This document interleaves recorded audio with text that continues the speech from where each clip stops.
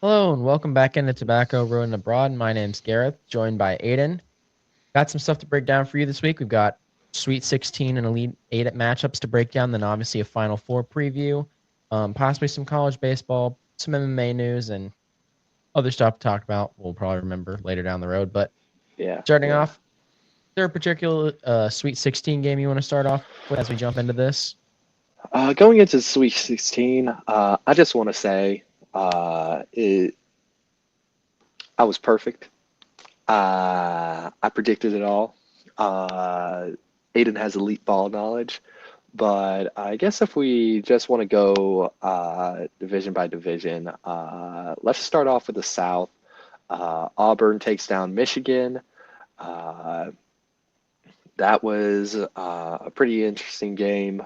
Really started off pretty close in the first half. Auburn able to really kind of tear it up and take it away mid second half.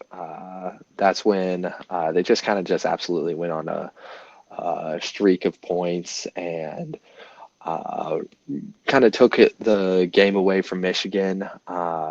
Michigan was able to kind of limit the turnovers that they had at 15. Auburn had 15, so it was even.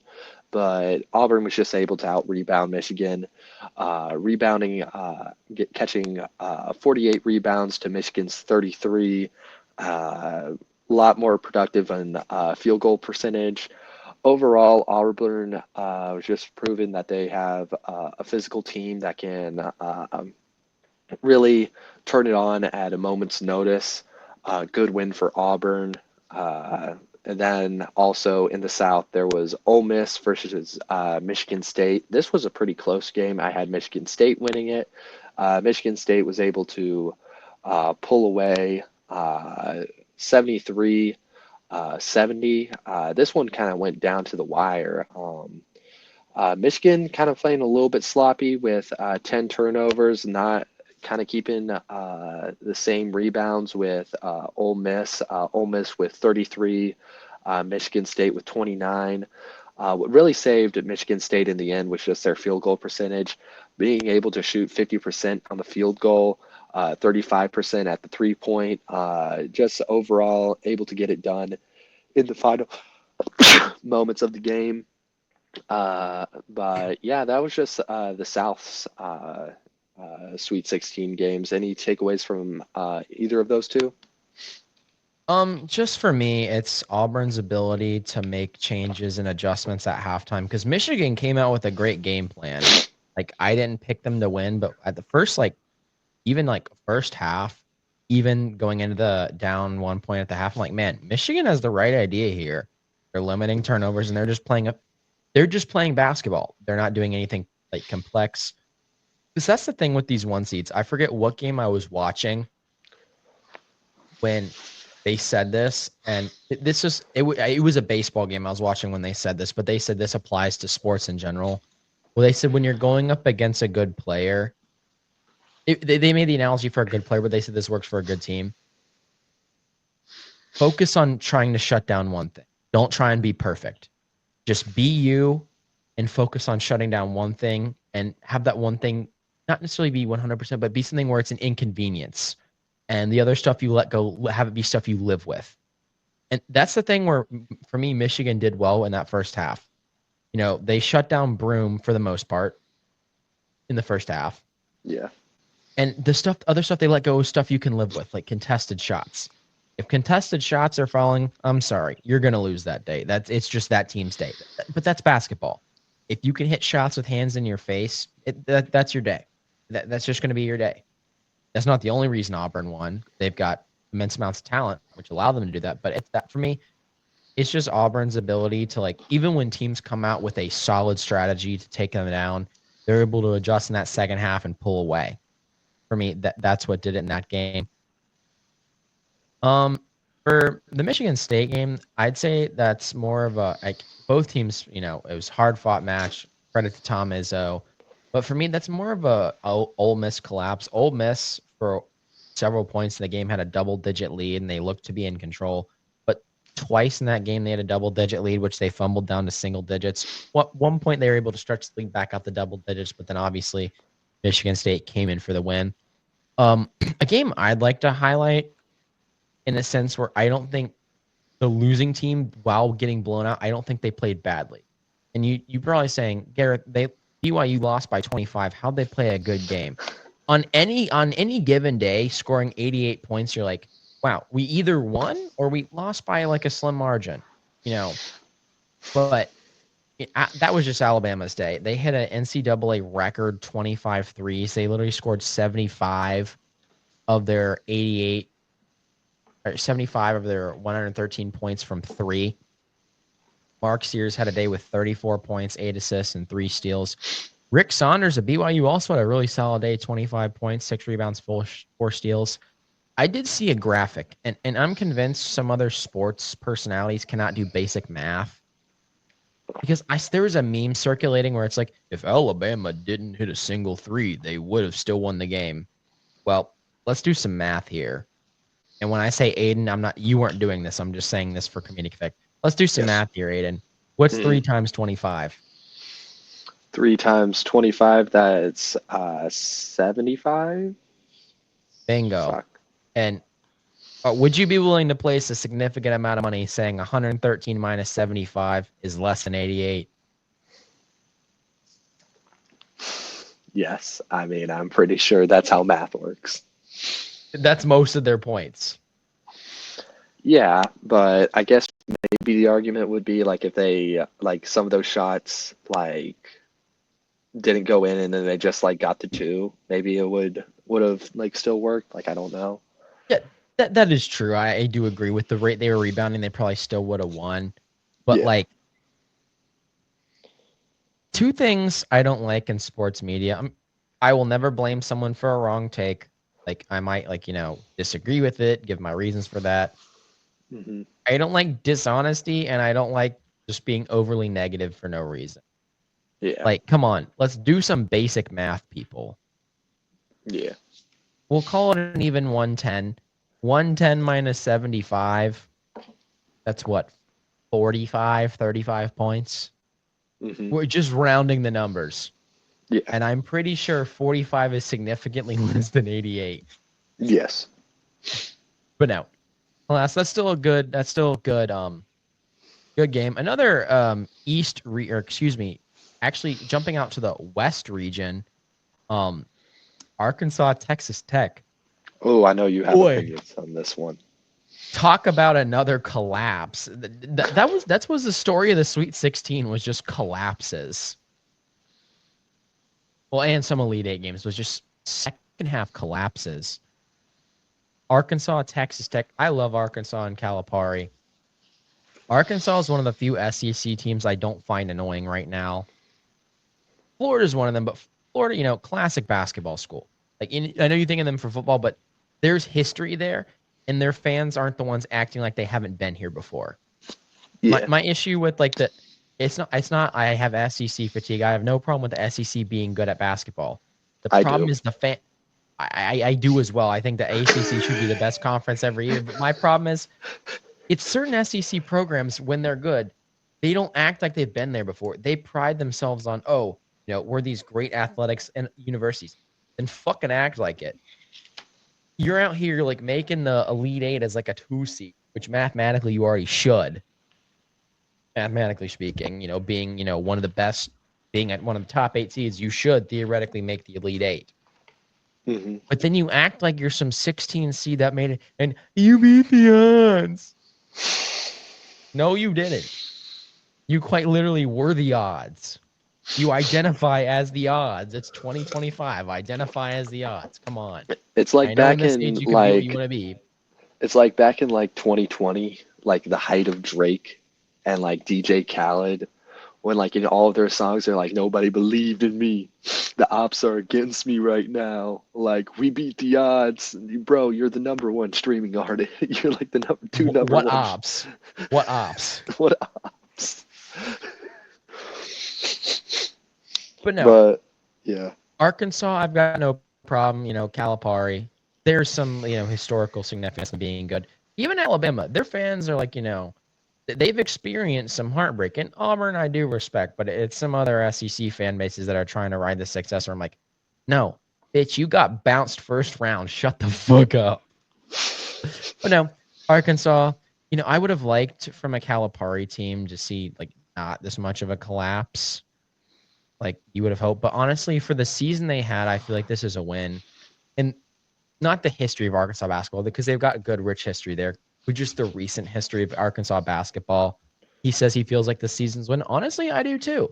You know, before the SEC tournament, they were probably honestly, if without the SEC bias, we're probably outside looking in, if not, very, sweating it on selection day. But then they put together a little bit of run the SEC tournament, and they proved why they should be here.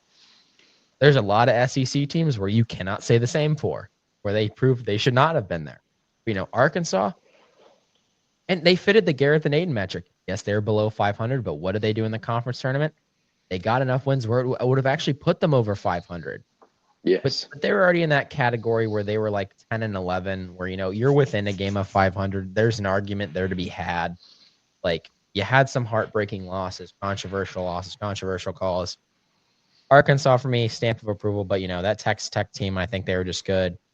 Anderson, 50% from the field, when you've got teams on the other team shooting 50% from the field and they have more than 4 shots, so they're not just 2 for 4, you're probably not going to have a day. It's probably not your day. I mean, Arkansas themselves was still 40% from 3 and 40% from the field overall. I just think the big issue was the rebounds and second chance points.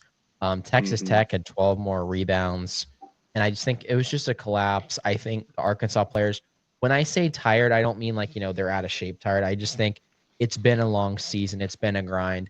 It's been an emotionally taxing season with high highs and low lows. And that type of stuff just wears on your psyche. Your decisions aren't as good.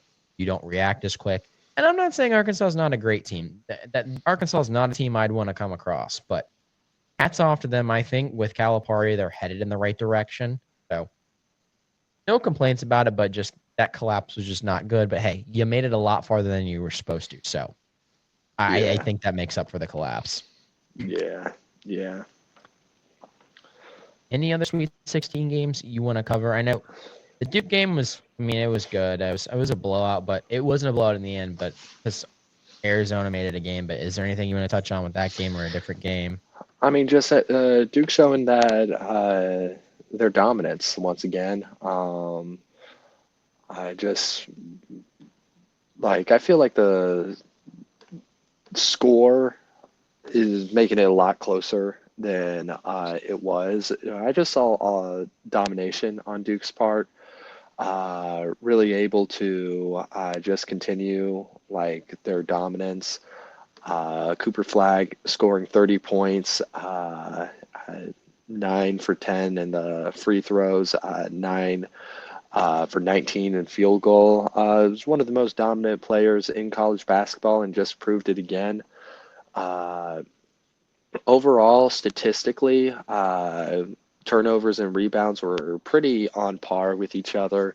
But that field goal percentage from Duke, shooting at 60% in the field goal percentage, 57.9% on the 3-point, that's just a recipe for success. And it just proves that Duke can speed it up and they can slow it down and can remain consistent throughout. It doesn't matter if they're going fast, doesn't matter if they're going slow. Duke is going to find ways to get the points at the pivotal moments. And that's why Duke's my favorite to win the national championship. Going into other games that we might have missed, I mean, we kind of skimmed over the West a little bit, but Florida beat Maryland 87-71. Florida able to absolutely get a dominant win, pulling away in that second half. Where they really kind of started to light it up a little bit. 42 rebounds compared to Maryland's 20. They were dominated in the paint, but they were also dominated on all aspects of the ball, playing tough defense and really not letting up a lot of shots. Maryland was able to get 40% in field goal, but Florida just able to get more shots and hit them consistently. That was their key to success to this game. And Like that's just kind of my takeaway from it. Kind of a little bit of a collapse on Maryland's part, but just Florida just absolutely remaining dominant. But that just kind of leaves us left with the Midwest region where we have Houston, Purdue, and Kentucky versus Tennessee. Which one do you want to tackle first? I'll tackle Kentucky, Tennessee. And first of all, just statistically speaking, the likelihood of you beating a team 3 times in a season is astronomically low. So, Hmm. that first off, just from a trend perspective, as Kentucky did sweep Tennessee. But just from a game standpoint, I just think Tennessee, it was mainly, got the turnovers and just the rebounds. They out rebounded. And yes, while the turnover discrepancy was only 4, but there's a rebound difference of 10. I think Tennessee, while not shooting particularly well from 3, I just think it was just they did the basics right. They rebounded the ball. They got those second chance points. They held on to the ball. And I just think it was, while it was a 13-point win, I think it was just a death by 1,000 cuts for Kentucky because they were fine from the field. They shot almost 50%, not much less than Tennessee. They shot 14% better from the field than Tennessee at 40. Usually when you're shooting 50% overall and 40 from 3, you're probably having a pretty good day. But I think the issue there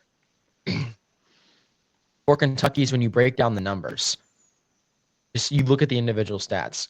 Yes, while Tennessee didn't shoot well from 3, they made about the same number of threes as Kentucky. So that was already equal. Kentucky wasn't shooting quite as many threes.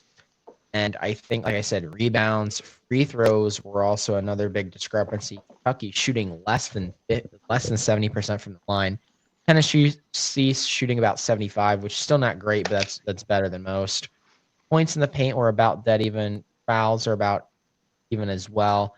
Like I said, I think it just comes to those offensive rebounds and then the lack of offensive rebounds for Kentucky. Tennessee with 14 offensive rebounds to Kentucky 7, and just Tennessee's dominance on the defensive boards, grabbing 20. It's, they almost had 3 times as many defensive rebounds as Kentucky had offensive rebounds. So they were doing their end cleaning up, eliminating those second chance points. So that's my take on that. Do you have anything else you like to add, or would you like to jump to the next one? Let's jump to Houston and Purdue. This one was a lot closer than I expected. Houston kind of showed up like a little bit, like we're going to say it, a little bit slow at times, but they were just throughout the game, they were just able to hold Purdue and at bay. And I feel like that was the main key to success for them. If you look at the stats, like there's nothing really going to be like sticking out to you. Like not the best field goal percentage, 37.7, not the worst, but still being outshot by Purdue. Uh, Pretty consistent 3-point percentage, almost at 40. Minimizing the mistakes, not a lot of turnovers, and just getting rebounds. Not like the most rebounds, not just like it's nothing like really sticking out to you. It's just Houston proving that they don't need to be the fastest team ever to get the wins. Are they going to get like kind of like tough, gritty, ugly wins? Yeah, but I feel like that's kind of like classic Houston basketball, and that's where Houston kind of thrives the most. Just looking like at standout players, Milos Uzan scoring 22 points, Emmanuel Sharp 17 points. Uh, just these players that are able to get like really big minutes while still producing like consistency in the 3-point and the field goal percentages is kind of where Houston really makes their name.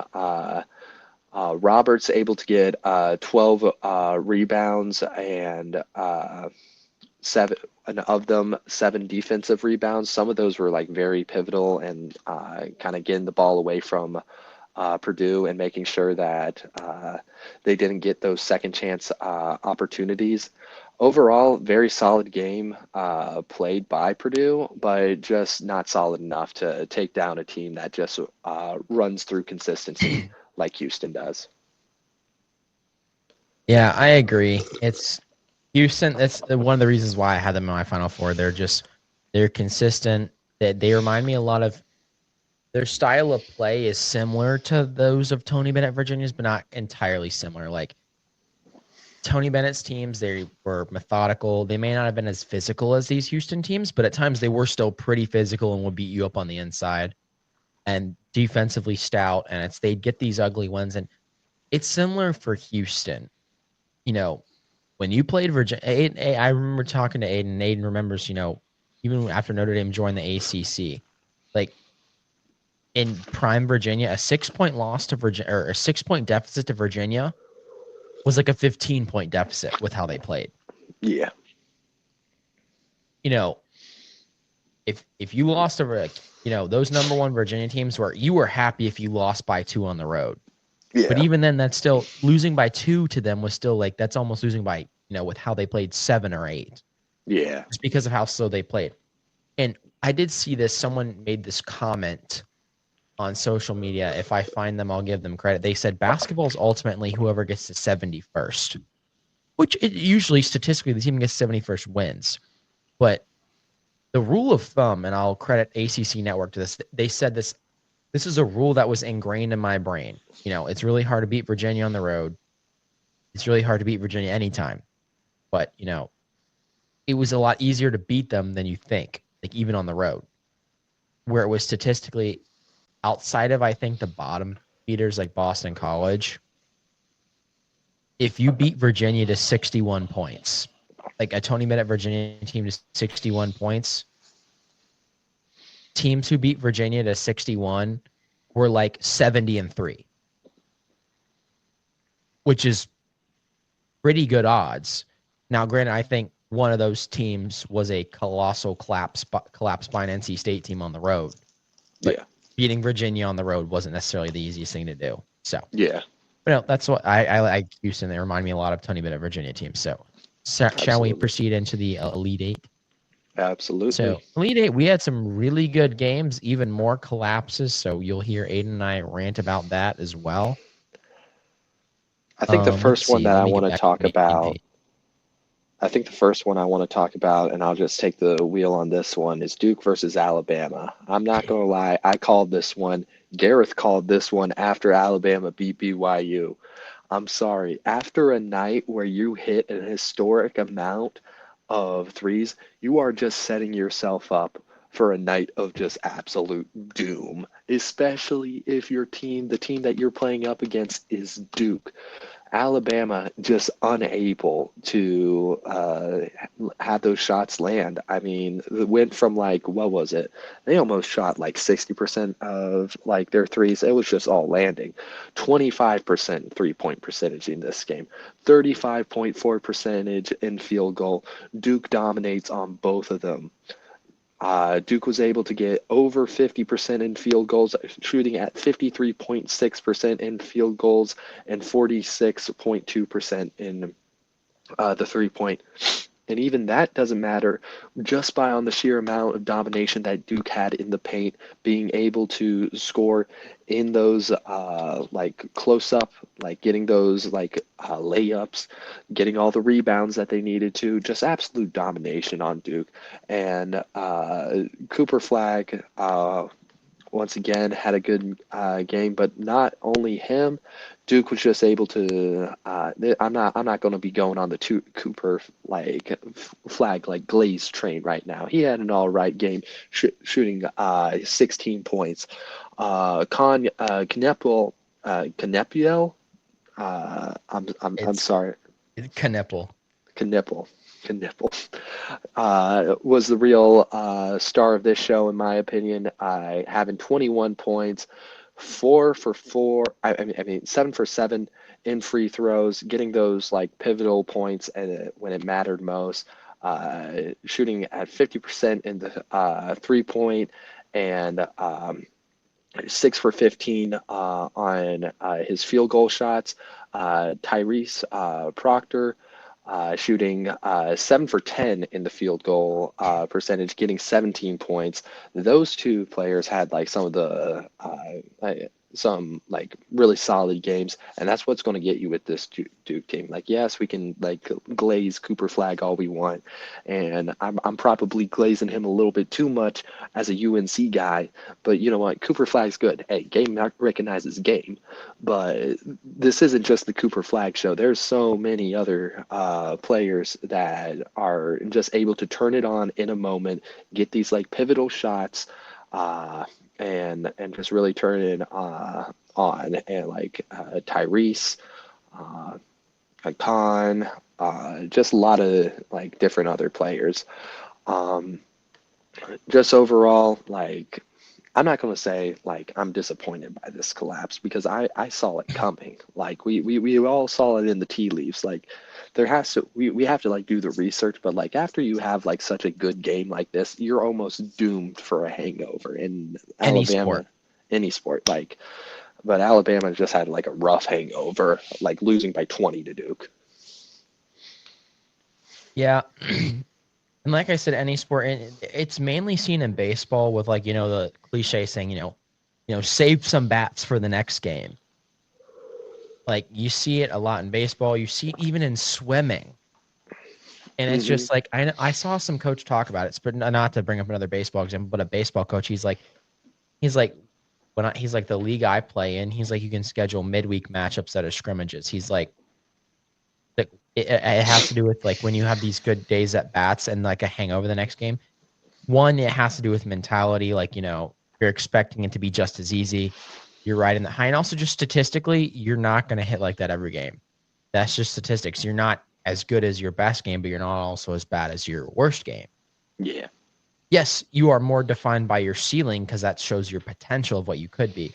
And what he's like, now, granted, you can't really do this in basketball, but what they've started doing in other sports is if you have a really good game like that, particularly in team sports, coaches will try and schedule a really hard midweek matchup in any sport, not just baseball, but this coach talking about in baseball. He's like, if my guys have a really good weekend where, the bats are just there, he's like, I schedule them for a team 2 or 3 age groups up where they just get shit on. And he's like, so they come back down to earth.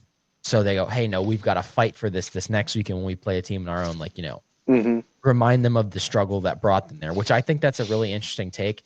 And if the problem is there's not as many sports like, basketball and baseball where you can have a fresh team that often. Like Hmm. football, you can't really do that.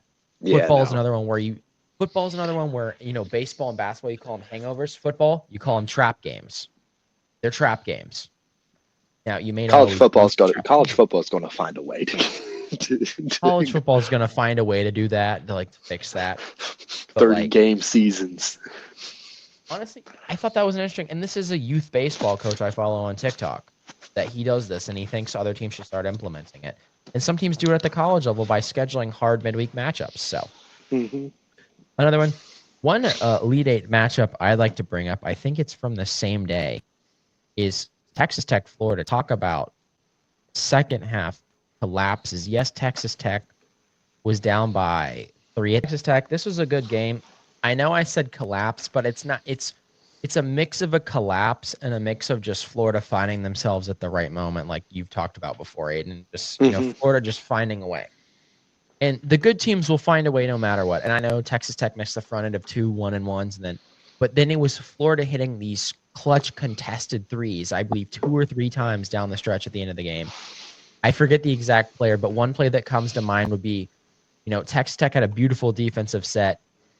There was a drive to the basket. They stuffed that, but then the Florida guy dribbled with his back facing the basket out to the Walter 3-point line. Clayton Jr. Walter Clayton Jr. turnaround hit just a turnaround off balance 3 to take the lead, and then from there, Texas Tech had several chances to win the game. They had that few threes come off flat, but then they had the incident where they had the 10-second call, but then they fouled. Like they didn't foul. The coach yelled at them to foul. They go to foul, and then right as they're about there, the coach starts trying to wave them off, going, "No, we're gonna get the ball. No, we're gonna get the ball." But then they foul with 9.5 seconds on a 10-second call. So Mm. perfect storm. I do think the better team won here. Yeah. I think Texas Tech almost played the perfect game, but like I said, it was the free throws. They shot about dead even from 3-point, 47%. Florida shot a little better overall from the field. Florida did have 12 turnovers. So that was one thing that Texas Tech did well, was the turnovers. And I think that's a blueprint that Auburn's going to have for this game against them. And then they just out-rebounded Texas Tech by about 7. But ultimately, it was just the clutch moments. Walter Clayton Jr., who was the other person there was another one that I wanted to bring up who he was clutch in that game. Thomas Haw, 20 points. Honestly, looked really good. I liked what he was doing. Florida only played 8 players this game, which is, so did Texas Tech, but it was a hard-fought battle by both teams. But like I said, I think the better team came out on top despite JT Toppin and Darian Williams' best efforts. They both had phenomenal games. JT Toppin had not only 20 points, but 11 rebounds, 6 on the offense, 5 on the defense. But like I said, still wasn't enough. Texas Tech, 7 for 13 on free throws. That is definitely one thing that could have definitely sealed the game for them. So ultimately, solid game. Any takeaways from that? Or I mean, Walter Clayton Jr. was like Walker Texas Ranger, just absolutely Chuck Norris in there. Boom, got the gun, shoot it again. I remember watching this game, and like when Florida was just absolutely out of it. You know how they do. They like cut to like the little like all the fans, and of course they're like cutting to like a 12-year-old kid who's like stressing out. Walton Clayton comes in and shoots them threes. And I just love seeing like the reaction from the fans. Just like that. That's what makes March Madness for me. I like it when they cut to like the kids and like they're stressing out a little bit, but then it like comes back and then like they're like celebrating and stuff. Like that reminds me of like when I was little and like I was stressing over like Notre Dame football games or like basketball games. Just absolutely stressed out of my mind, probably getting an ulcer at the ripe age of like 11. Bro, there was the 3 biggest things that were a stress in my life at like the age of 11 was like Notre Dame football, probably like my 6th grade science tests. You remember that. And like, I don't know, maybe like my Minecraft world. Like those were like my 3 biggest like stresses in life. The hole in the cave Minecraft world. Oh, hell yeah. But absolutely great comeback by Florida. I counted them out. I'm not going to lie. I was like, okay, time to like switch this game. My dad had to get me. And, like he called me downstairs and I was like, you watching this game now? And I'm like, yeah, it was over. But Florida just able to click at the right moments. And I feel like that's going to be really pivotal for them in this Final Four matchup. Not going to be jumping ahead right now for my predictions, but just going back to our Elite Eight takeaways, let's jump to Houston v. Tennessee. Houston, absolutely great game. Dominated that first half. Like Tennessee was just absolutely like dead in the water. I respect Tennessee for like coming out and being consistent, but at that point, they were just like matching each other's consistency. Like Houston make a shot, Tennessee make a shot. Tennessee is in a deficit at this point. The game's too far out of reach, in my opinion, and that's pretty much how it went. After this first half, I think all momentum was on Houston's side. Tennessee just unable to shoot that 3, like shooting at 17%, 28% in the field goal. Houston got the shots and got the rebounds and got like set the game on their level and able to just keep the game on their terms, slow it down when they want to. And that's how Houston wins. That's how they keep this consistency going. Just being able to allow their defense to like limit the other team, just like Virginia does, or prime Virginia does, and just playing the game on their terms. And that's just how Houston's been able to get to this Final Four spot. Gareth, do you have any takeaways? Yeah, this was just one of those games for Tennessee. They had one early in the season.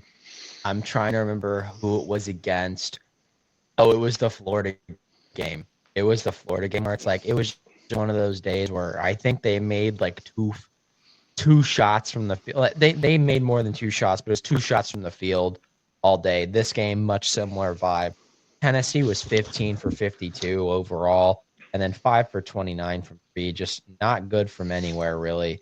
And then Houston just played Houston ball. They moved the ball really well, 15 total team assists, which is pretty good. I forget what classifies that as an assist. I mean, there was still plenty of passing, but I think it has to be with you have to score within so many seconds of getting the ball for the other person to get an assist. But 15 total assists.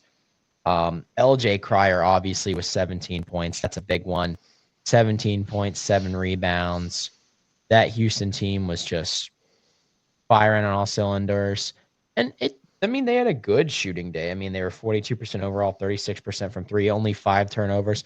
They were efficient, but it wasn't like they were, I know it's a blowout, but it wasn't like they were jacking threes. I think this is honestly more of all the credit to Tennessee, regardless. Let me just start by saying that. But honestly, this was very much a Tennessee loss, in my opinion. More than a Houston win. And it still was a Houston win. Another player I'd like to highlight, Emmanuel Sharp. While he only grabbed 2 rebounds, he had 16 points total. 2 steals and an assist. Houston got a lot of their bench involved. Houston had, I think, 1, 2, 3, 4, 5, 6 players off the bench. While not all of them scored, each of them had their own distinct impact. Yeah, Malik Wilson only had 3 points, but dude had 8 boards. He had 6 defensive rebounds and 4 assists and a steal. Dude was taking care of the basketball. And I don't think that should go unnoticed here for Houston. For Houston, for you to contribute in a big way, you don't just have to score. And yes, they don't score very many points, like Aiden and I have harped on. They're much similar to those Virginia teams, but those Virginia teams also had these role players who got it done. One guy that comes to mind that, let me think. Well, why am I blanking on his name? Not in terms of their position, but in terms of their ability to be a role player. They don't need to always score. Kyle Guy for Virginia. Sometimes he'd score a lot of points, sometimes not. Malik Willis. I know Kyle Guy wasn't a guard. He was a forward, if I'm not mistaken. I'm going to check that, but I'm pretty sure Malik Willis is a guard. But the thing is, they're similar. They could role play. They could take a step back and let the rest of the team shine, and the team still succeeds. This Houston team, yes, they do have the studs like LJ Cryer and Emmanuel Sharp, but they've also got guys who can score, but can step back when they need to, and hey, they just need assists from you tonight. Hey, even if I just grab boards tonight, I'm still contributing in a meaningful way. Everyone on this Houston team is important to the team's success, not just the people who are scoring. So this Houston team can really do it all. So not to be on the Houston Glaze train, but I think they're one of the few teams where I think if you shut one person down, they're fine. So yeah. Up next, Auburn, Michigan State. I actually didn't get a chance to watch this. I have some notes from watching kind of, I watched the replay. Just as someone who watched it live, do you have any thoughts you'd like to keep with?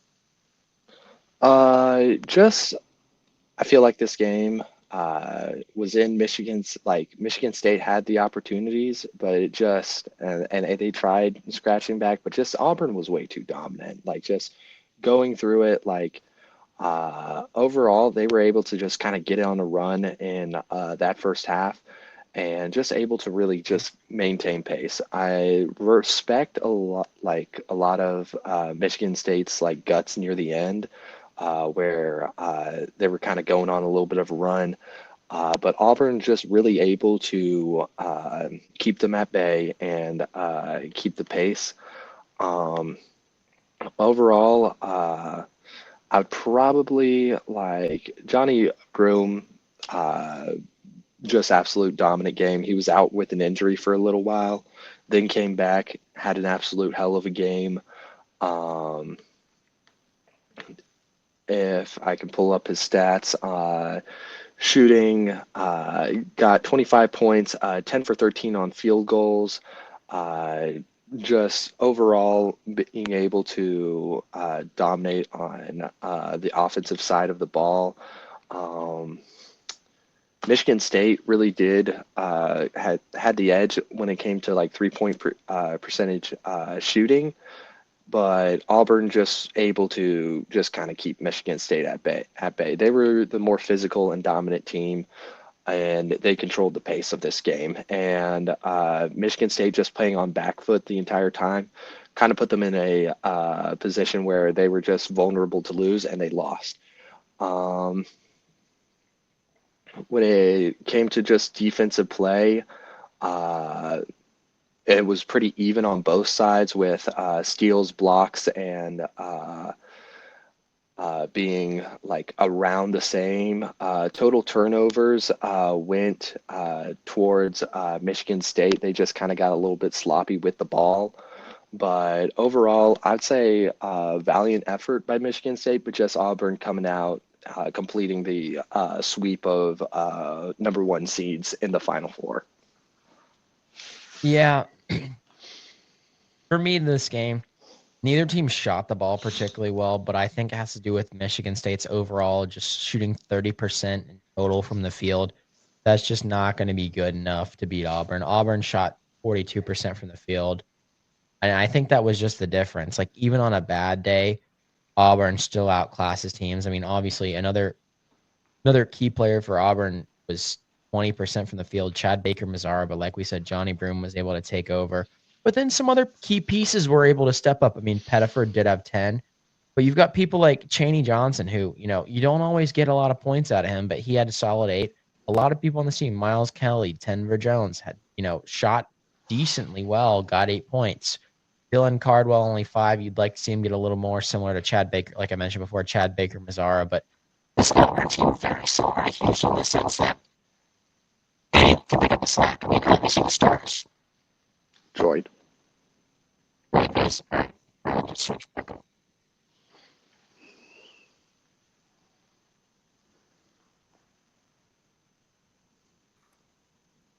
Like I said, Houston Houston and Auburn are very similar, not in the way they play, but in kind of the ways that stars are going to shine. But even when the stars don't shine, there's role players who can pick up the slack. Then you've also, like I said, those role players don't have problem, taking a back seat, taking care of the fundamentals, which ultimately is, I think, what's going to lead to the success of these basketball teams. So, not to get too much of my prediction, so I won't lead where that's going to take us, but do you have anything else you want to say about the Elite Eight matchups, or shall we go into the Final Four?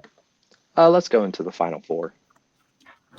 All right. So coming up this weekend, we've got the Final Four matchups between. Hold on, let me scroll back. I believe it's Duke, Houston, Auburn and Florida, and Auburn, Duke and Houston. Would you any particular game you want to dive into first?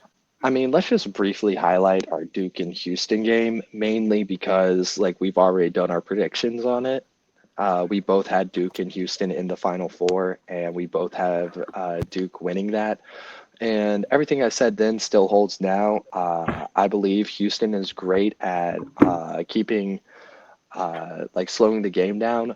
But for me, Duke's good when the game is slow, and Duke's good when the game is fast. And for me, that's going to be the main takeaway from this game. I feel like regardless of the pace of play, Duke's going to be able to dominate.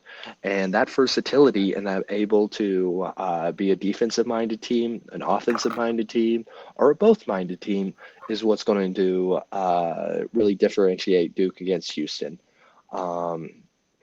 Obviously, I expect a pretty solid showing from Cooper Flag, but I also expect just solid defensive play all around. I'm looking for another solid game from Knuppel, and I think Kamen Maluak.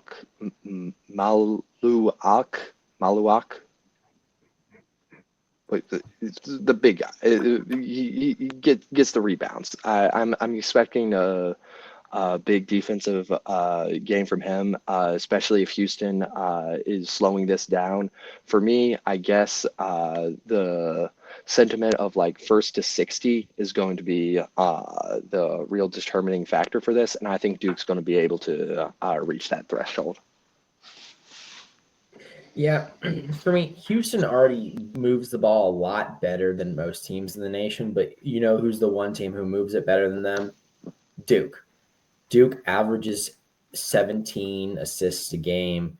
Duke, while they have less steals and blocks, they tend to take care of the ball a little more, even though we're splitting hairs at this point between these two. But Duke tends to score a little bit more points. Duke shoots a little better from the field, shoots around 49.6%. Houston shoots 45.4%, and Duke even out rebounds them. The key for this is why I think Duke's going to win. Better field goal percentage, better rebounding, more assists. They move the ball pretty well. Houston is probably the more defensively solid team. But for me, if Houston wants to win, they're going to have to out-rebound Duke. They're going to have to out-rebound Duke. But rebounding and just the overall field goal percentage are what's going to do it for me with Duke. They've got the resume. Like you said, they can win playing fast. They can win playing slow.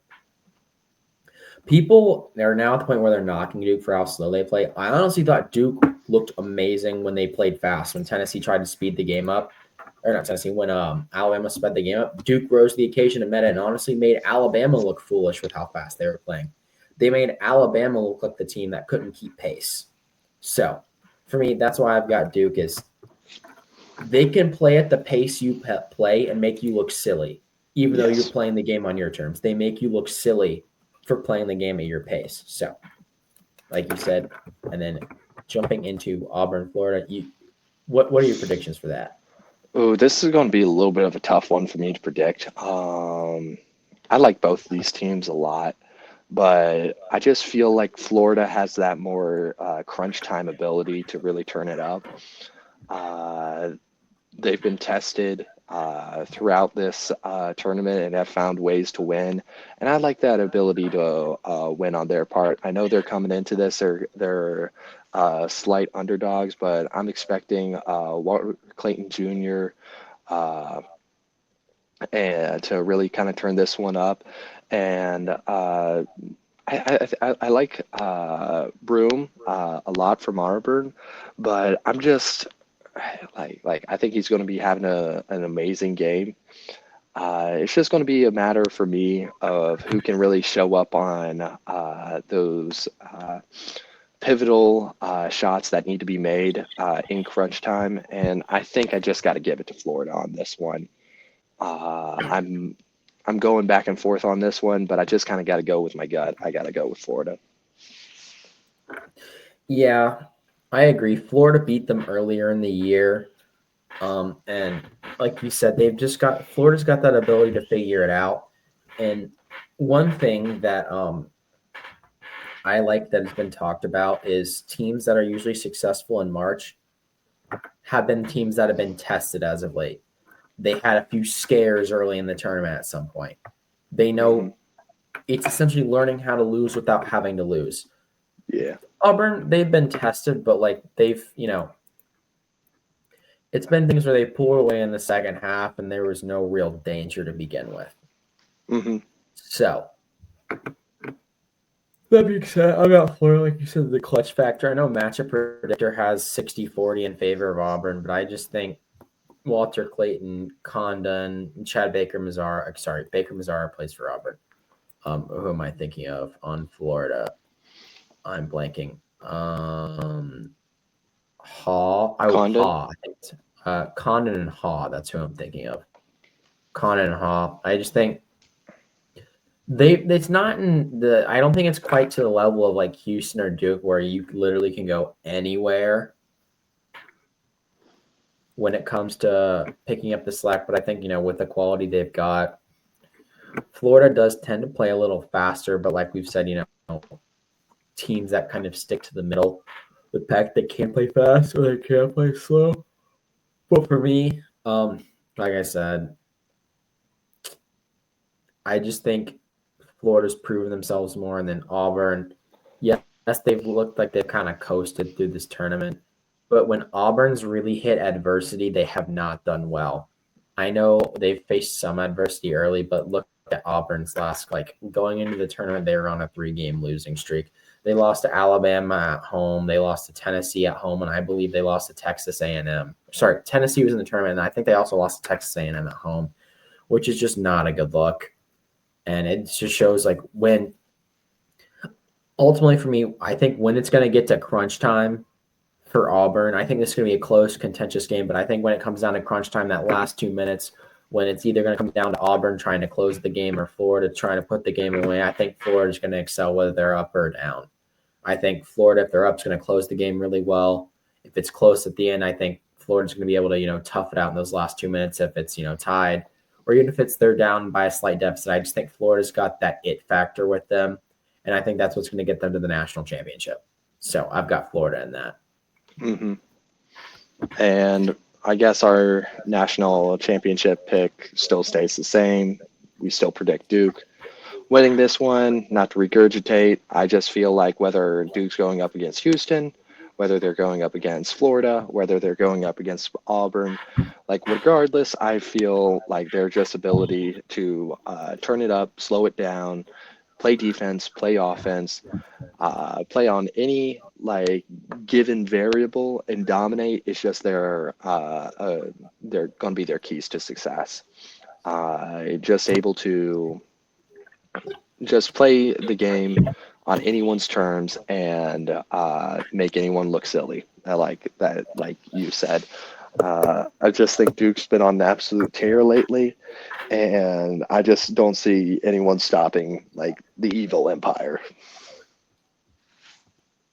Yeah, and for me, Duke, we talked about they move the ball well, and their shooting is not just because they're good at it. They're good at generating high percentage shots. They're good at generating good looks. And Florida can do the same. And I know I said they're good in the clutch, but I think Duke's able to really spread it around.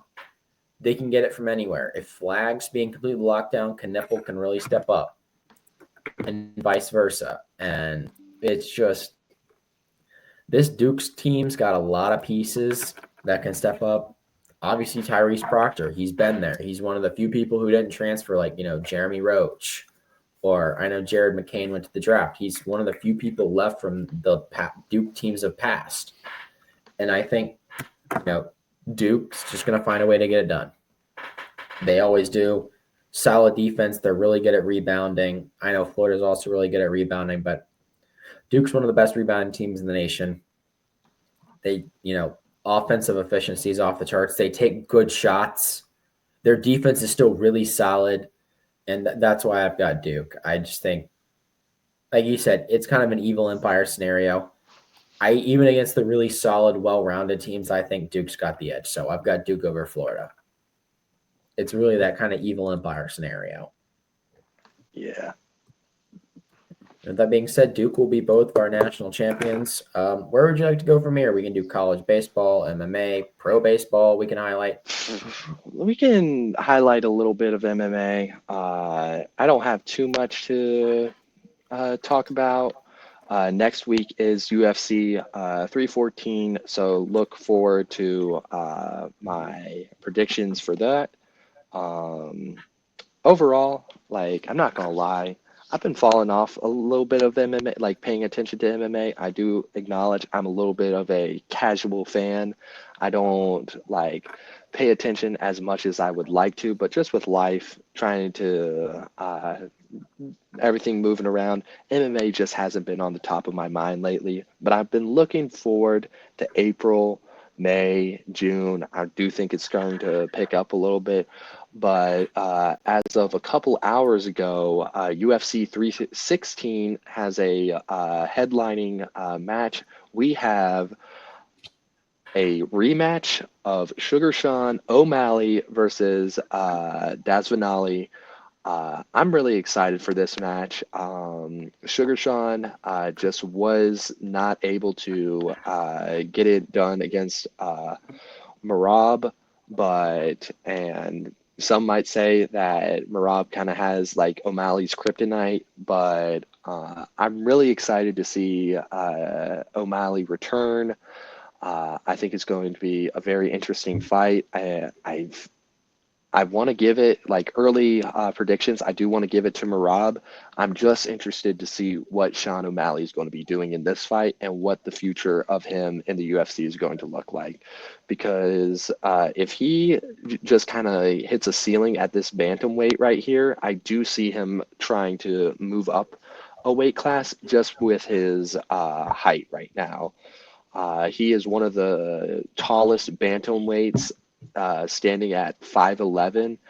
I know his weight cuts are probably like extremely taxing. He is very naturally lanky, which has given him an advantage in this division. But I do see if he just hits a ceiling in this bantamweight division, I do see the possibility of him possibly switching weight classes. Do I think that would be the best move for him? No, not necessarily, but I'm just excited to see how it goes just because I know he's been attracting a lot of fans and he's brought attention to bantamweight for a lot of people. He's been making me pay attention a little bit more, and any O'Malley fight is a fight that I think is worth tuning into. But before that, there will be a women's bantamweight fight, Juliana Pena versus Kyla Harrison.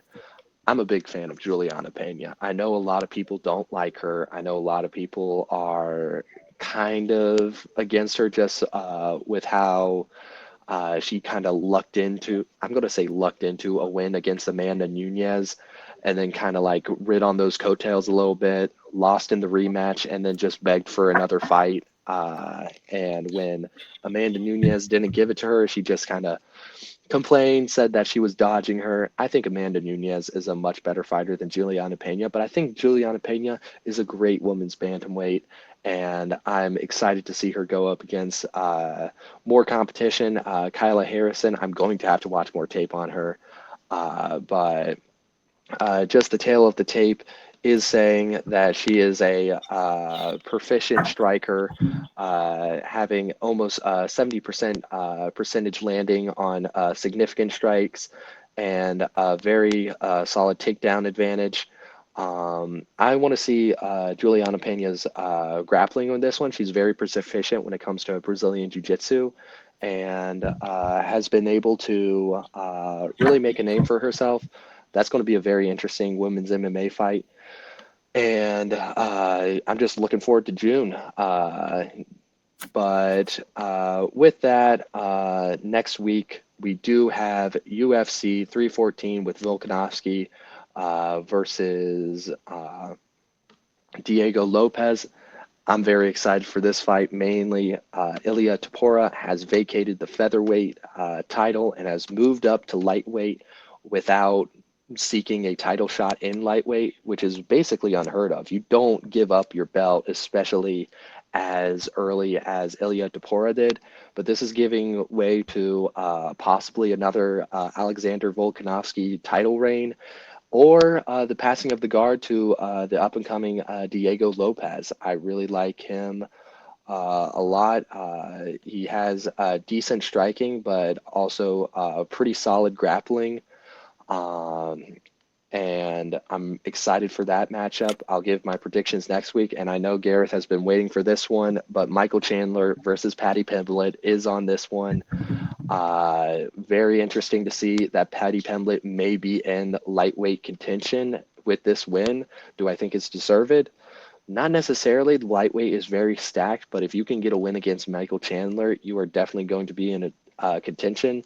But in a division with Islam Makhachev,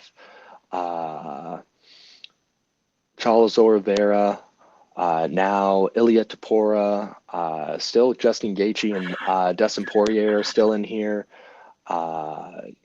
And who else am I forgetting? Well, like those people, like just a stock, like upper tier of lightweight. Michael Chandler has always kind of been on the lower top tier of lightweight. He's definitely been on the decline, but Paddy Pimblett has been on the up, and trends are trends, and we'll see how Paddy Pimblett can go against Michael Chandler. Bryce Mitchell will be making a return after his infamous podcast moment against John Silva. No comment there. Just a very overall stacked card. I'm going to be looking forward in the prelims for Dan Ige against Sean Woodson.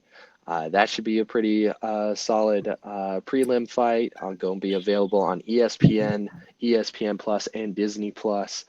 Try to check these prelims if you can. I'm going to go more in depth next week. But overall, MMA is starting to heat up again, and I'm pretty excited for it. Yeah, we can move on to college baseball. Yeah, I'm definitely excited for that Patty Pimblett fight. And obviously, Sugar Sean, I only know the big games, but I do know Sugar Sean because he is from my one of my roommates' hometowns. So we watched his debut fight, and we had a lot of fun doing that. That's the only reason I know Sugar Sean. I promise I don't just know the trendy names. So, All right. So, collegiate baseball, rough outing for State this weekend. Lost 2-1 in the series to Duke. It's a well-played series, and I think Duke's a team that deserves a lot more credit than they're getting right now. I have some notes on each game. The first game, the bats were not there at all. State was 0-15 with runners in scoring position.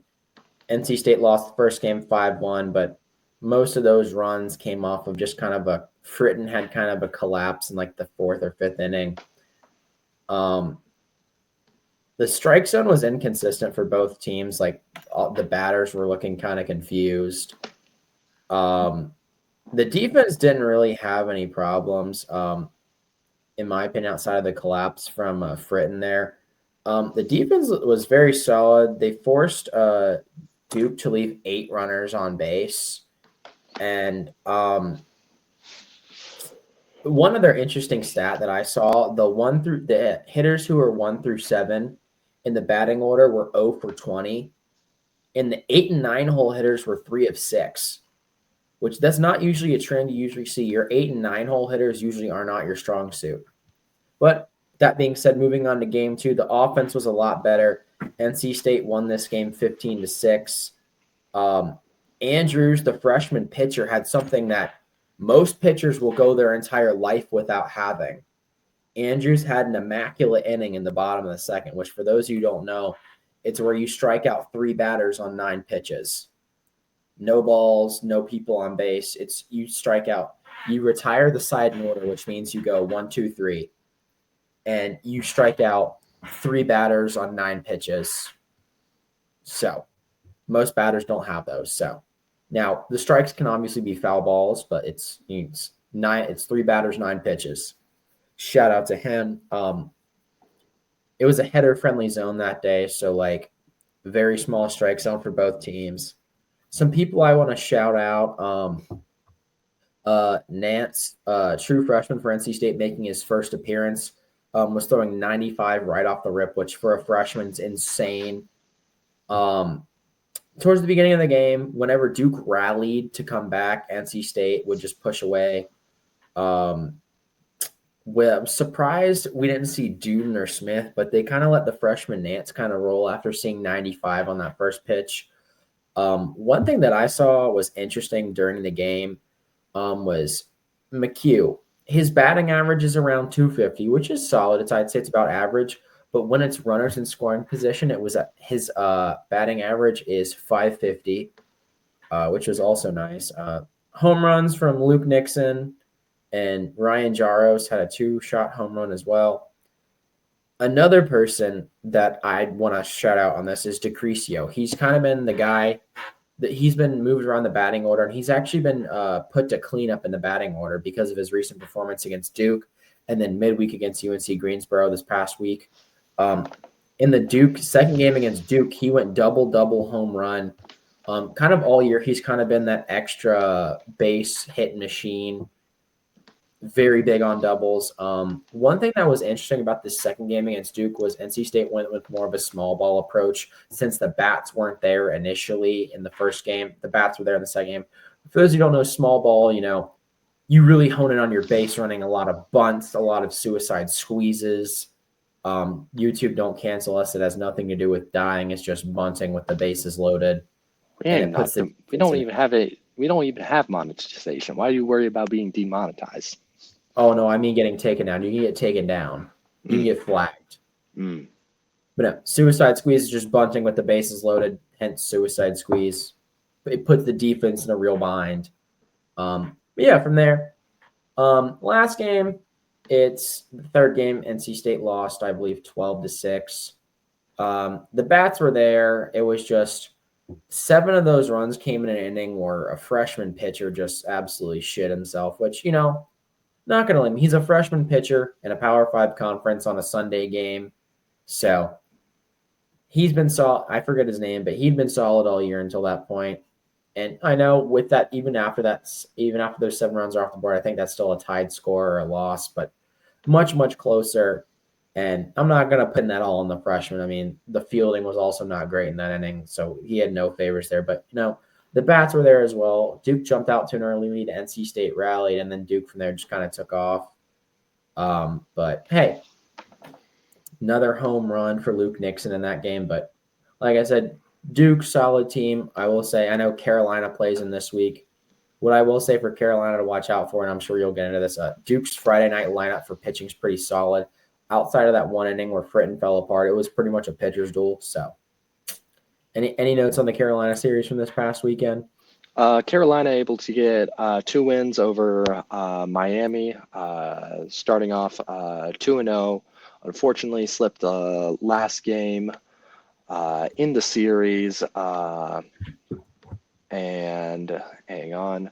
First game, won 2-0. Next game after that, it was 4-2.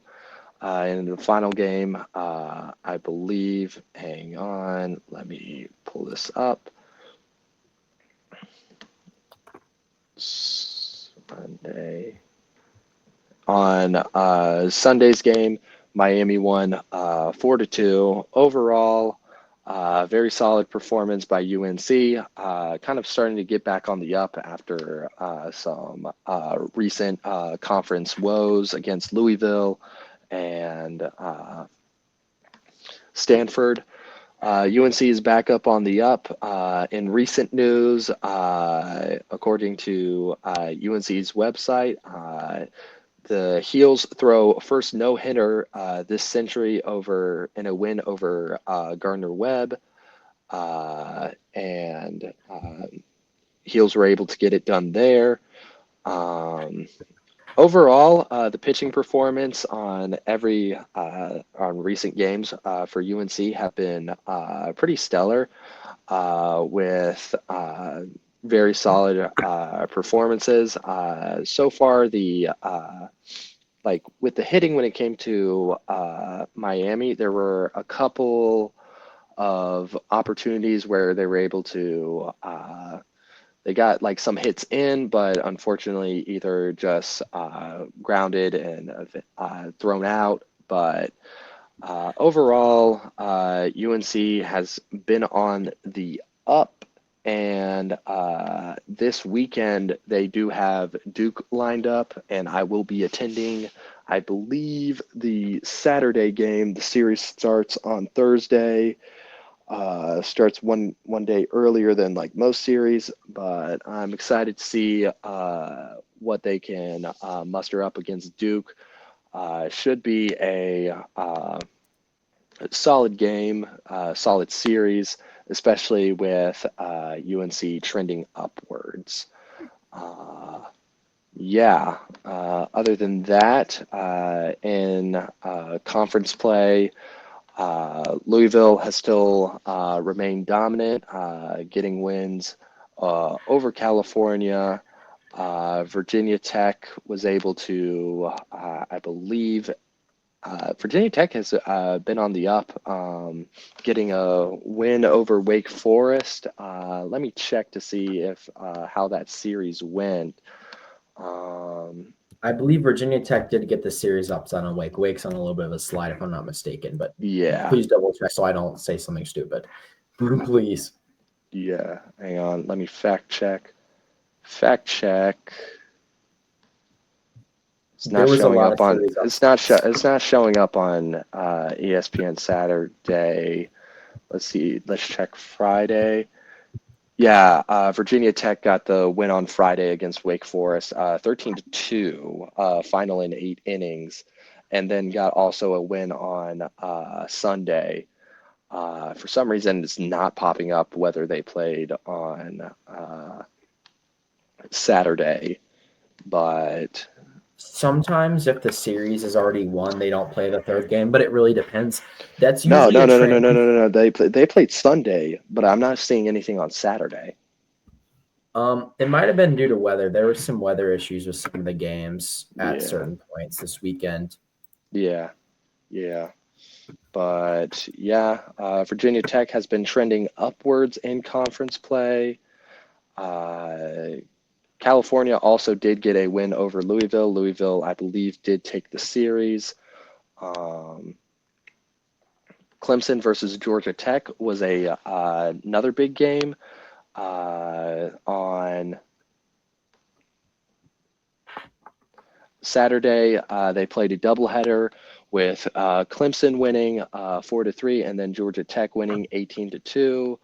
That eventually led to Clemson did take the series with a win on Friday earlier, winning 9-7.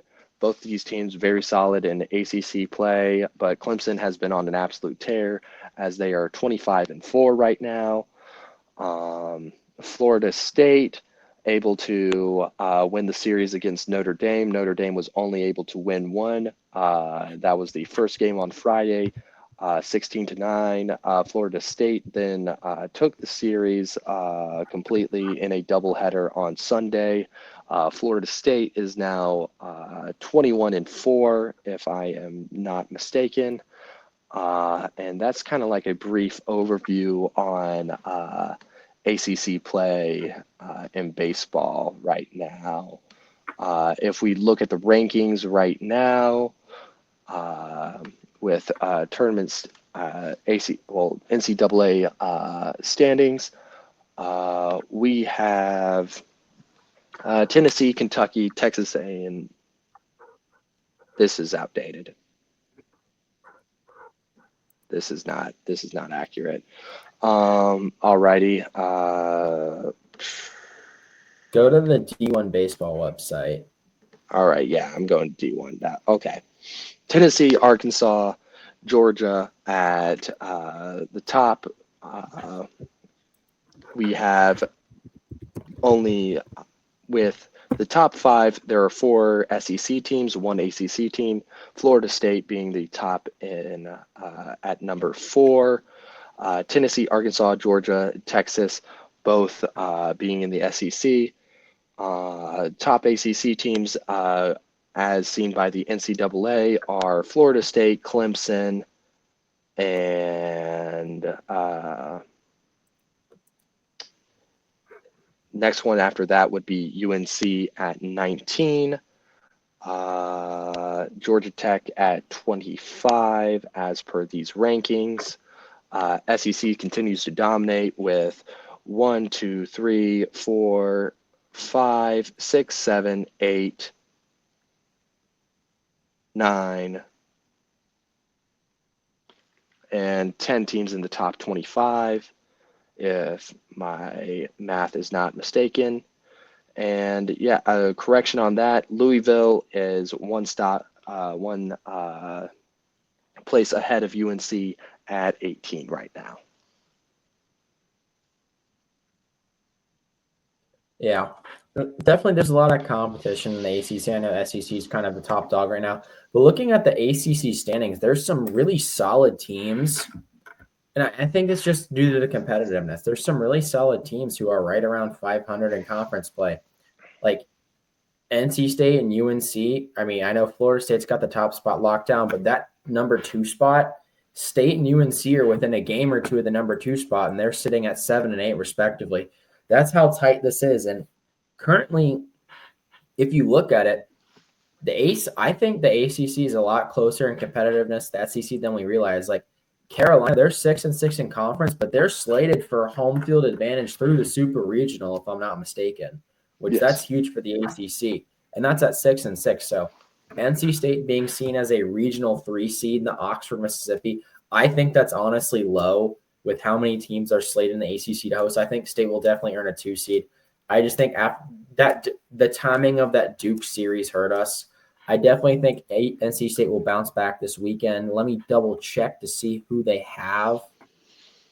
1 second. This weekend, let me take a look at the schedule. NC State, obviously, with the win over UNC Greensboro. NC State has Virginia this weekend. That's going to be a tough one. Virginia, a really solid program. Kind of on a slide lately, but if NC State's able to pull out a series win here, I think we could possibly be ranked with our current record at we're 18-10. I think if we take a 2-1 series, end up at 20-11, and then are able to get the win over ECU on Tuesday, I think we'll be in a good position. But hey, we're only about halfway through conference play, and honestly, conference play kind of starts slow, and then it really picks up. We've got about a month and a half left of conference play, so that's about 4 or 5 series. So that's 15 games. So we got about 15 games before conference tourneys start. So, and hey, a lot can happen between now and then. Conference tourneys can get you a host bid. So it really kind of depends. Yeah. I really would like to see NC State host one. I don't think NC State will host a regional, but hey, I thought that this time last year, and then NC State earned themselves the top 12 seed because they went on a tear. So who knows? If we can trade 2 for 1 here the rest of the way, I think we could get close. Definitely end up as a 2 seed. So hey, you never know. And never know. Other standout matchups this weekend, I'm keeping my eye on the SEC. We got a series with Alabama and Auburn. Should be a good one. But the marquee SEC matchup for this weekend has got to be Georgia going to Texas for a series. I'm excited for that one, as well am I excited for LSU versus Oklahoma. I'm going to try my best to keep my eyes on them and take note of the scores now that basketball season's starting to wind down a little bit. With that, other interesting ACC matchups, we got Georgia Tech versus Stanford. Should be a good one. And Wake Forest versus Florida State. I think that's going to be a very important one. I think if Wake Forest might be able to take one game away, but Florida State has just been proven to be very dominant this year. So I think that's going to be interesting. Where's Oregon State? Oregon State's West Coast Conference, technically, right? I believe so, yes. So they're going to the conference matchup with UC Irvine. That's a very under the radar series. Oregon State has been on an absolute tear. It's been hard to find information on them since ESPN does not even show their record right now, but they are currently ranked at 11 and UC Irvine is at 12. So overall, very good slate of series this weekend. I'm excited for it. I am as well, and it's heating up. And unfortunately, ESPN only really starts showing records if it's a big weekend for teams. Like if it's NC State and Duke, they show records, but they really only start going in depth once you get into the meat of it, like into conference by conference. Then they show the updates. Like when you watch the MLB, it'll show little figures on the field, like where they are on the base. It'll show you where the hits go. That doesn't come till later, more towards the playoffs, which is a shame. We really think that college baseball could be a lot bigger than it is now. I realize a lot of the meat of the college baseball seasons got really unfortunate timing when it comes down to it, along with March Madness. But hey, once the national championship happens next Monday, the main focus is then on soccer and pro soccer and then college baseball. Next week, you'll see a really big uptick in viewership of college baseball. But with things like TikTok and Instagram, there's been a lot of attention on college baseball this year and last year, and I think that's only going to pay dividends for the sport. And I think eventually we'll get the coverage that we'd like to see because Aiden and I have to hunt through a lot of ads and paywalls to get to this. Not necessarily paywalls, but a lot of ads and sketchy websites to get these scores sometimes. Booty Blaster 3000, the game for free? Download now? What? Or Aiden, I'll be trying to find the scores for certain, even Power 5 games, and it'll be hot singles in your area. Want to get to know you. And I'm like, no, I want the NC State score. But no. Moving on. I just figured I'd highlight some of the Red Sox because we mentioned them last week. Red Sox start season 2-4. Granted, it was on an away bout. After speaking with some of my friends who've been Red Sox fans for their entire lives, a lot of their concerns about this season actually haven't been what's the struggle's been. The struggle's been the bats. For those of you who don't know, it's kind of been all over the nose. The Red Sox standout hitter, Rafael Devers, one of the Red Sox better hitters, started 0 for 19 this season at the plate with 15 strikeouts.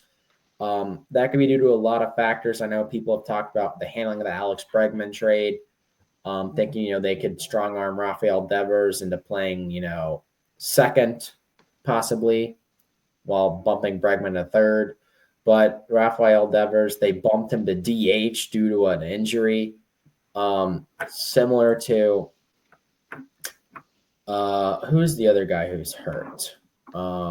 Give me a second. One of our players is hurt. I think it's Yoshida Momomoto. Our normal DH is hurt. So that's been rough sailing for him. Overall, the teams have been fine. I mean, the hitting's not been great. Like I said, that's kind of the bats have kind of been the issue. However, strong point for the at bats, Weiler Abreu. First game with the first game 5-4 or 5-2 win over the Rangers. Abreu had 2 home runs, including a go-ahead 3-run shot in the top of the ninth.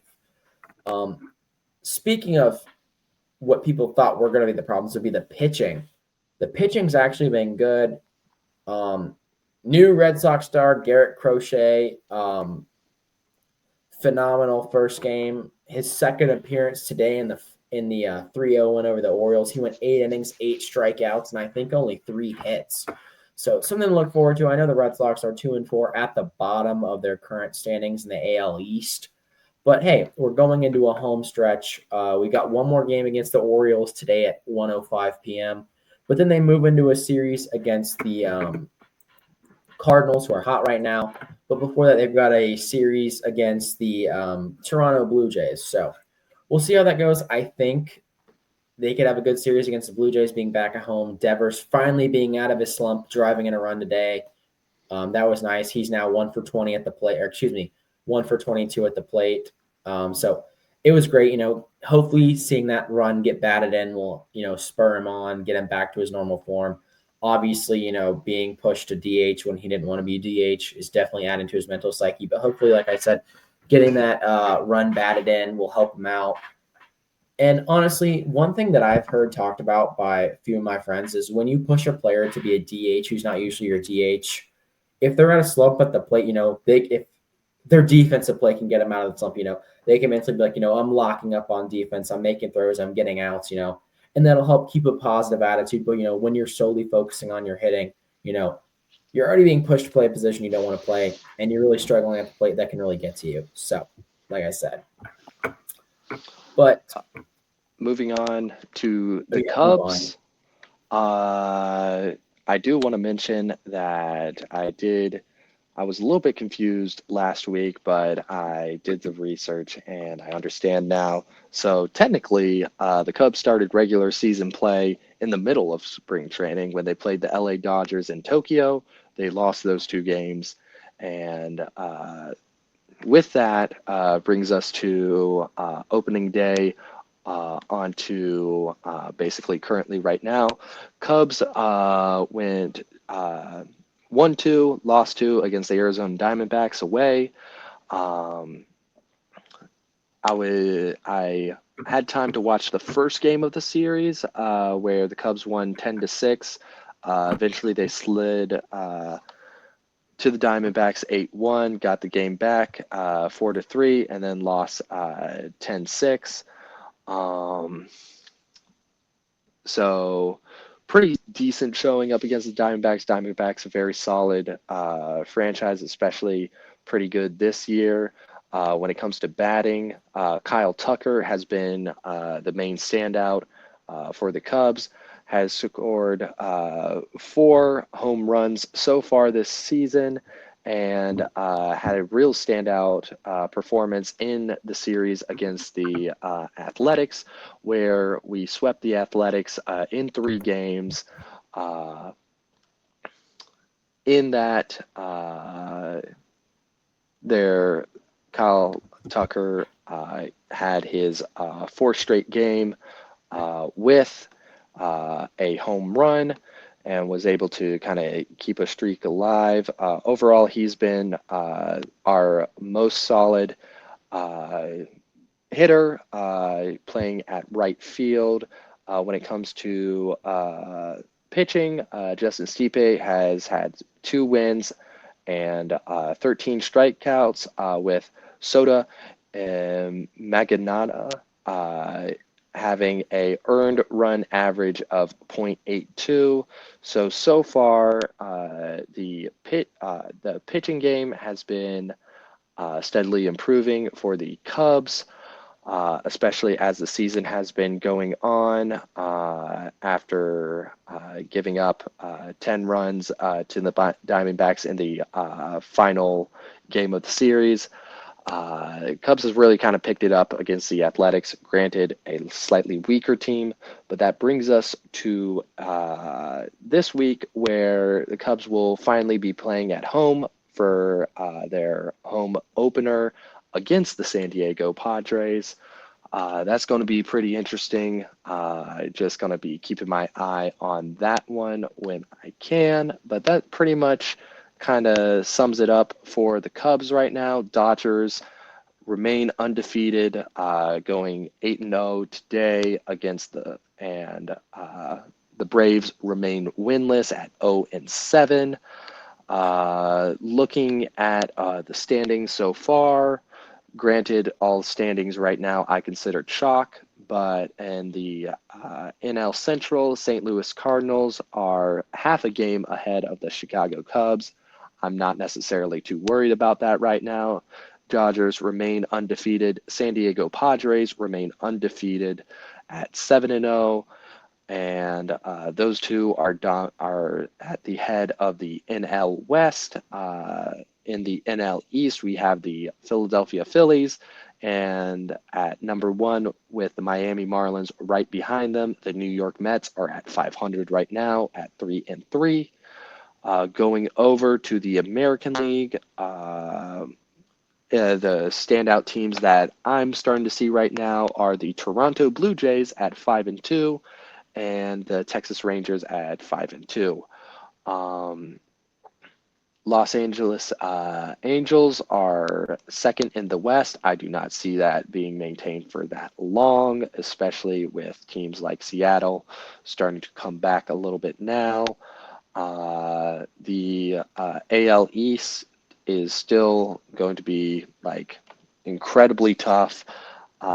New York Yankees at 3-2 right now. Tampa Bay Rays at 4-2 right now. I have questions about this Rays team. Granted, they were able to, they're kind of like a little bit starting off pretty easy with wins over the Colorado Rockies and the Pirates, which are kind of the worst teams in the league right now. This weekend, they have the Texas Rangers, and yeah, I mean, that just kind of is like my brief overview of the outlook of the MLB right now. I'm going to be real.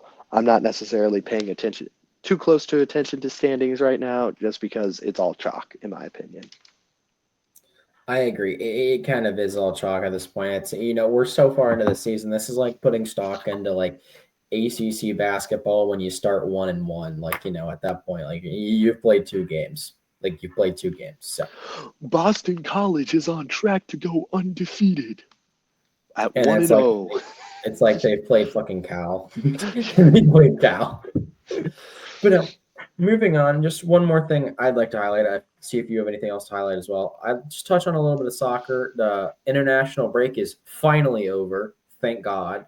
We're back into club play. Chelsea opens up with Tottenham Hotspur. Tottenham having kind of a rough season, similar to Manchester United. Both Manchester United and Tottenham in the bottom half of the table. With West Ham, three traditionally powerhouse clubs really struggling this season. West Ham's been good in recent years, but they're really struggling. One thing we mentioned earlier this year on the podcast, Nottingham Forest, kind of been relegation fodder in recent years, but the sleeping giant that was the two-time European champions has awoken. And, if you look at some people and tell them that Nottingham Forest has more Champions Leagues than Man City, they'd probably shit a brick. But if you talk to any older soccer fan, they talk about the juggernaut and how scary those Nottingham Forest teams were in the 70s, 80s, and 90s. But they're back. It's nice to see them being back. I don't like that they're ahead of Chelsea right now, but Chelsea, like I said, they play Tottenham today. They currently sit in 6th, but they have a game in hand over every team above them. So any result that's not a loss today will bump them back into 4th place. So, but that's good. And, Chelsea's been on a little bit of a slide. 14, 7, and 8 is not bad. You'd like to see a little bit less draws there. But, we're doing a good job of preventing losses. We actually have less losses than most of the teams ahead of us. It's just the issue has been converting those draws into wins. But the one thing I wanted to talk about is something that happened on Monday. So the players had a day off on Tuesday this week. So for those who don't know how the international break works, each year international team gets to call up 23 players, starting 11 subs and reserves. For those people who don't get called up, they stay at their clubs and train. And, they play friendly matches against other teams who don't have their players, or against, in this case, Chelsea decided to play their academy team. For those who don't know what an academy team is, it's kind of like their farm system, similar to baseball, but it's the teenagers. And, you're expected to go full game speed to keep you in shape. And Aiden, I think you know where this is probably going to go. The Chelsea professional squad didn't just lose to the teenagers. They got absolutely fucked. And I know some people say, well, it's a friendly, Gareth. Calm down. I think I'm onto something here when I say it's bad when the head coach, instead of giving the players the day off for rest and recovery, told them to be at the facility the next morning for conditioning after losing to the teenagers. That shows that it wasn't just a friendly. On the line. That's just not like you see this sometimes. You see the academy teams beat the professional players, but that's in friendlies over the summer where neither of them are in shape. And the coach goes, yeah, well, we were trying something new tactically where we were running one defender. Okay. No. Enzo Maresca was on the line. That means some bad stuff happened there. So I'm not too Actually, you know what? I'm hoping this gives them a confidence boost and to go out there and fight against Tottenham today. Normally, under normal circumstances, I'd be fucking scared shitless after seeing that. I'd be like, shit, we might not win a game the rest of the season. That's not a good look if the 18-year. Granted, it was the under 21 squad, so there were some 20-year-olds mixed in there, but still, horrible look to basically be saying on the line and not getting a needed off day. But so hey, hopefully they can turn around. But when Chelsea's trending in a bad way for losing to teenagers, that's not something you want to see, and it's not very confidence inspiring when we're trying to get back into a Champions League spot, into Champions League contention, seeing as we're both knocked out of the FA and League Cup as of right now. So the league should really be our only focus. So with that being said, hopefully they can turn around. We're in a good spot. We've got games in hand over the teams above us, and the teams above us are only 1 or 2 points away. So not only do we have, if we win, we jump them, but we also have games to play against them still, so we can further increase that lead if we do get it. So hopefully we're able to jump Nottingham Forest and Man City with a win today against a Tottenham squad that is sliding. But, who knows? When we fucking lose to teenagers on Monday, you never know what can happen. Yeah. Anything else you want to touch on today, Aiden? No, not really. I do feel like next week we should start going into NBA and NHL. Playoff implications are starting to heat up. I'm going to be doing a little bit of research, crunching the numbers and stuff like that.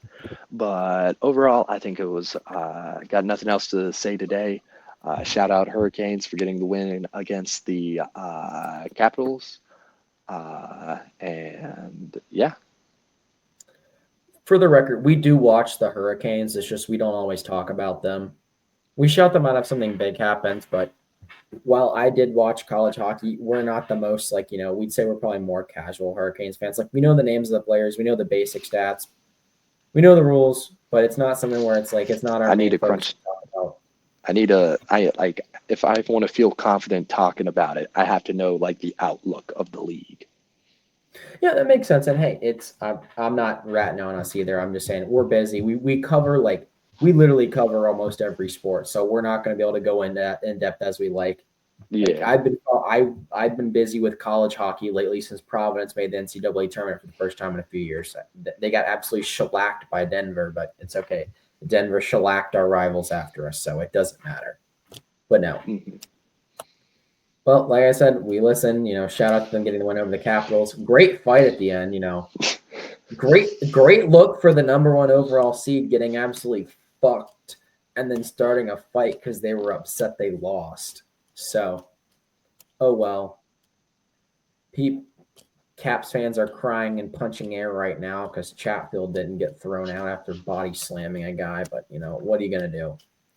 The other guy started the fight. What do you expect Chatfield to do? Let a midget bully him? No.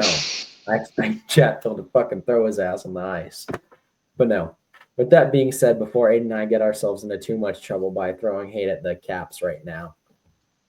So, thank you guys for listening in. We'll be back next week, like we said, with some MMA, probably some NHL, breakdown of probably the national championship and Final Four matchups. So, thank you for listening in. Shout out to minor league that's starting this week. Minor league baseball, go Bulls! Started out 4-2. Not going to go in depth. I'm just going to shout out, say they got wins over the Sea Dragons. I forget wherever they're from, but hey, they had Gunnar Henderson, who's being rehabbed for the Orioles. Good hitter, and then they got the win tonight over the Sugarland Space Cowboys. So that's a good one. That's about as in depth as I'll go. But thank you guys for listening in, and we will see you next week.